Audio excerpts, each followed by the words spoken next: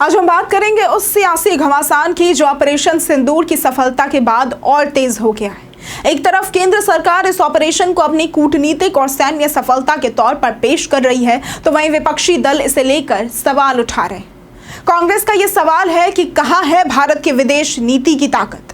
कांग्रेस नेता पवन खेड़ा ने केंद्र सरकार की विदेश नीति पर सीधा सवाल खड़ा किया है। उन्होंने कहा कि मोदी सरकार की कूटनीति इतनी कमजोर हो चुकी है कि भारत को अंतर्राष्ट्रीय मंच पर अब वो समर्थन नहीं मिल रहा जिसकी पहले मिसालें दी जाती थी। खेड़ा ने तंज कसते हुए कहा कि आज कोई भी देश पाकिस्तान को आतंकी देश नहीं कह रहा और ऑपरेशन सिंदूर के दौरान किसी भी देश ने भारत के समर्थन में सार्वजनिक बयान तक नहीं दिया। पवन खेड़ा ने यह भी कहा कि सरकार हर बार बड़ी बड़ी बातें तो करती है, लेकिन जब बात ठोस अंतर्राष्ट्रीय समर्थन या फिर रणनीतिक बढ़त की होती है तो वहां भारत अकेला ही नजर आता है।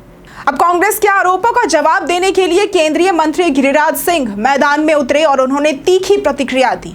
उन्होंने कहा कि कांग्रेस और विपक्षी दल अब भी टुकड़े टुकड़े गैंग की भाषा बोल रहे हैं और पाकिस्तान के पक्ष में खड़े नजर आते हैं। गिरिराज सिंह ने कहा कि अगर सबूत चाहिए तो पाकिस्तान चले जाएं, वहीं से सबूत लेकर आएं। पाकिस्तान की हालत अब ये हो गई है कि उसका एयरबेस खंडहर बन चुका है, उनके लड़ाकू विमान उड़ान लायक नहीं बचे हैं और ये सबूत नहीं है तो और क्या है।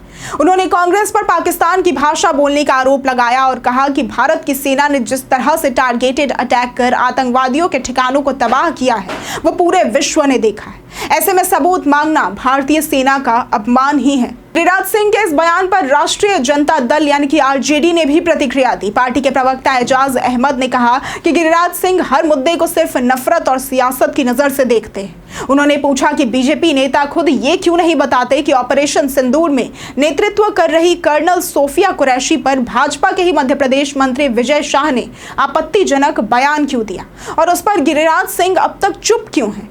आरजेडी ने आरोप लगाया है कि भाजपा इस सैन्य ऑपरेशन का राजनीतिक लाभ लेने की कोशिश कर रही है और देश की सेना के पराक्रम को भी अपने चुनावी एजेंडे में शामिल करने से पीछे नहीं हट रही।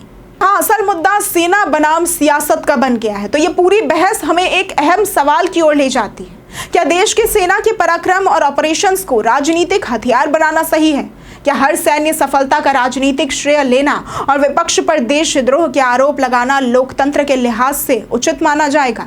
ऑपरेशन सिंदूर हो या उससे पहले के सर्जिकल स्ट्राइक्स, देश की जनता को गर्व है अपनी सेना पर, लेकिन जब इस शौर्य को लेकर राजनीतिक दल एक दूसरे पर आरोप प्रत्यारोप करने लगते हैं तो सवाल यही उठता है कि कहीं इस प्रक्रिया में असली नायक हमारे सैनिक कहीं पीछे तो नहीं छूट जाते।